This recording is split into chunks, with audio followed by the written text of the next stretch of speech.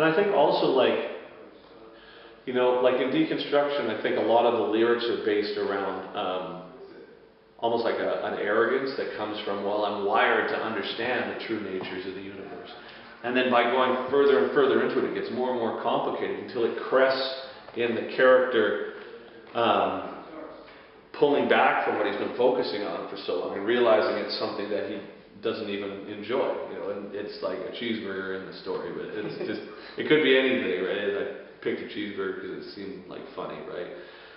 But the whole point of it is like he was so focused on trying to understand it all when it's beyond him to understand in the first place, that it's almost like the arrogance that makes him assume that he can. And then when he all of a sudden realizes that, you know, it's, you know, everything is in everything. So he's looking at a cheeseburger. He could have been looking at a boot or a guitar or whatever. It's just everything is in everything.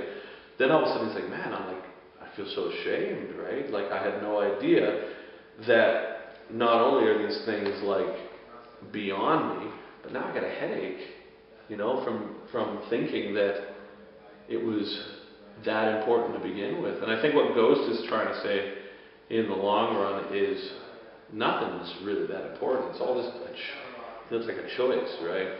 But I think that it's important for the sake of this kind of 4-record story for the character in Ghost to be able to be like, well, it's cool just to be involved. Yeah. You know, as opposed to needing to control it and like blow my head up all the time. It's just nice to be here, right? And I think at the end of the 4 records, what I was trying to say with all 4 records is honestly like nothing. I'm not trying to say anything. There's no message. It's just like I needed something to write about, and you know, I got to write an orchestral piece about a cheeseburger. So, so you do find the universe like the most inspiring thing to write about? Well, nature, I think, more than the universe, because the universe is not like really tangible to me. I mean, I'm really interested. I think it's awesome, right? And you know, it's super, you know, it's super cool.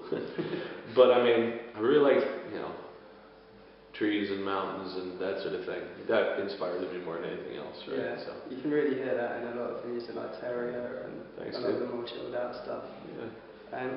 I was going to ask you another question about. I've noticed through a lot of your music, there's a few melodies and stuff, and your music's always been good at like painting a picture of something. And with the whole thing with Ziltoid and the puppetry and stuff, on some of the tracks that I've listened to, which go throughout quite a lot of your tunes, always seem to be reminded of like Labyrinth or The Dark Crystal or something. Totally. Yeah, Dark Crystal I think changed my life more than almost anything.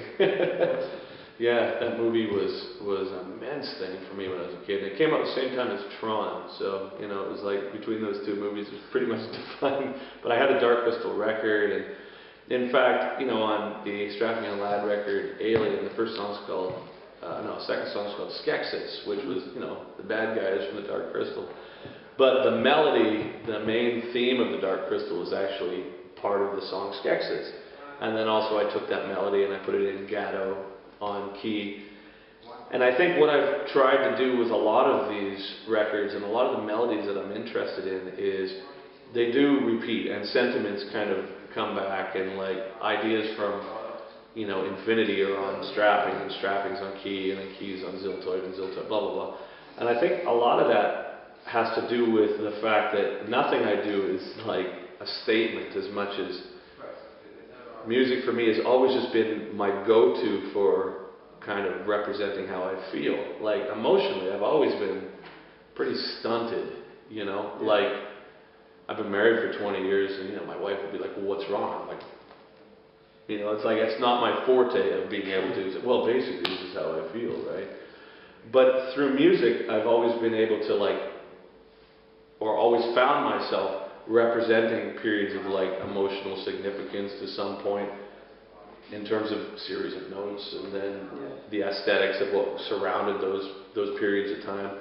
And then after it was done, I could listen to it and say, oh, okay, that's where you were, you know. And it sucks because my peripherals, my foresight are so limited.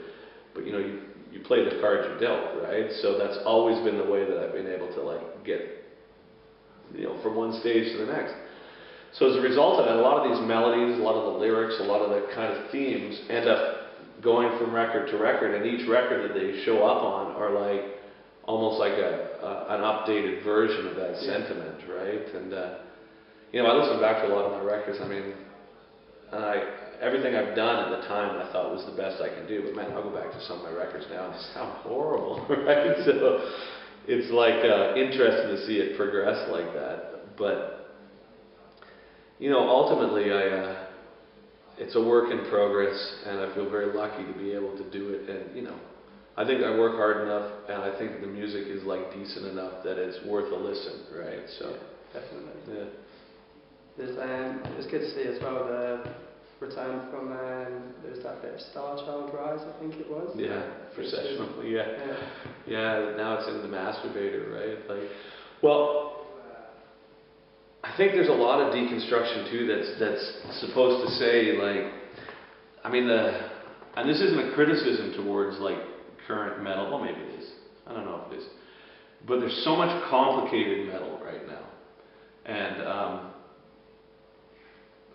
some of it is really, really, I mean, important, I think.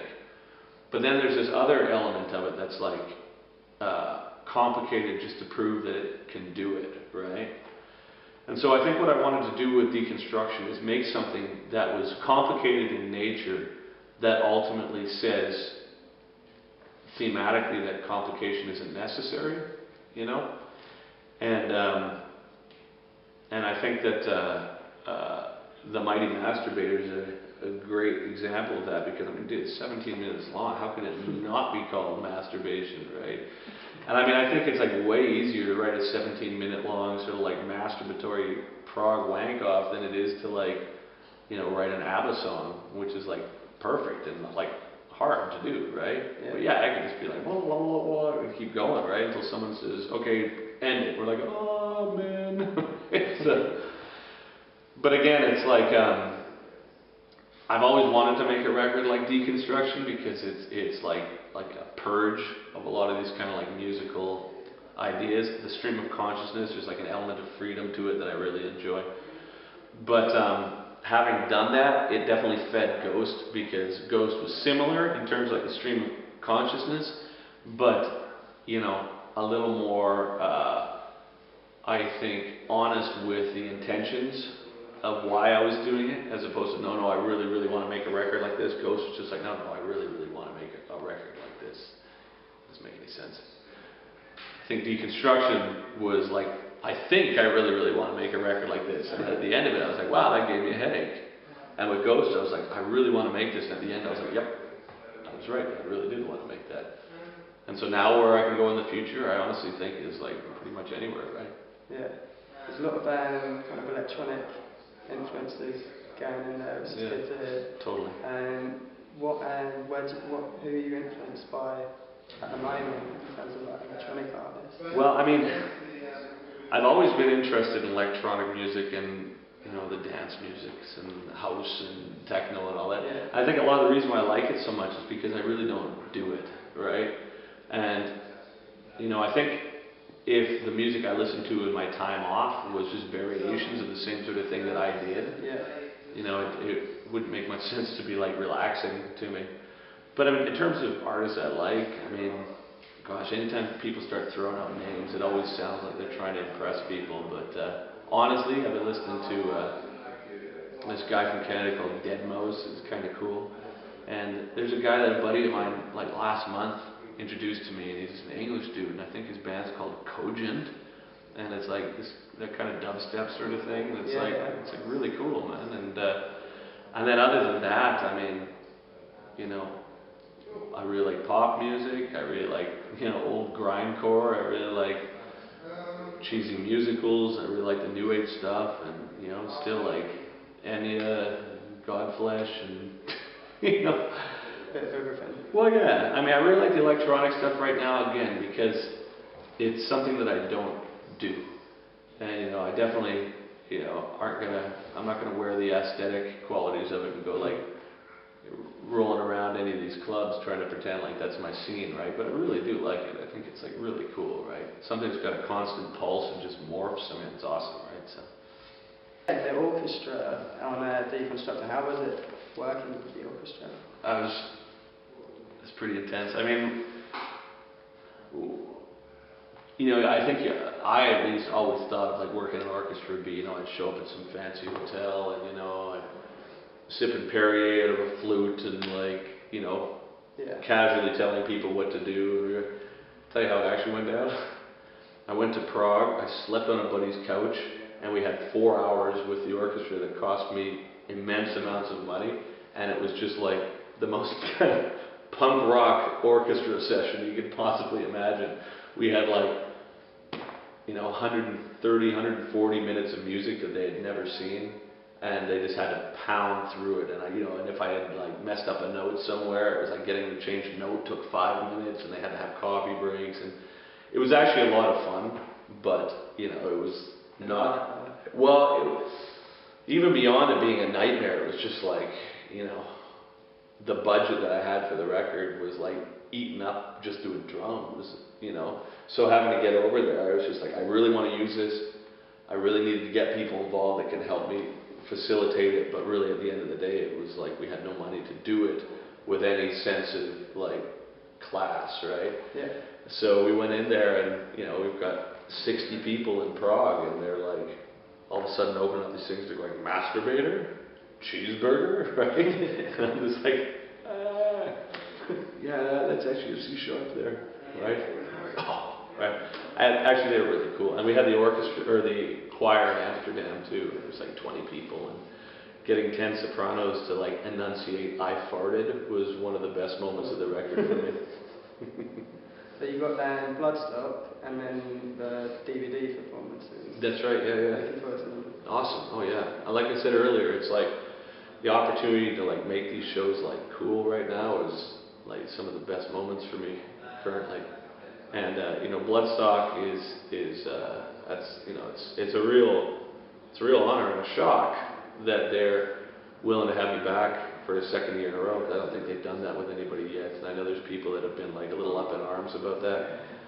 But you know, in my mind, last year was just such a bizarre experience that I'm hoping to be able to make up, you know, the elements of it that I didn't think went that smoothly, and give them just like a real heck of a show, right? So now is it just time to get out and play, carry on playing live? Yeah, any more projects? I'll be touring indefinitely. Alright, well thanks for your time. Thank you for the interview, man. Really cool, man. You too, dude. Thank you very much.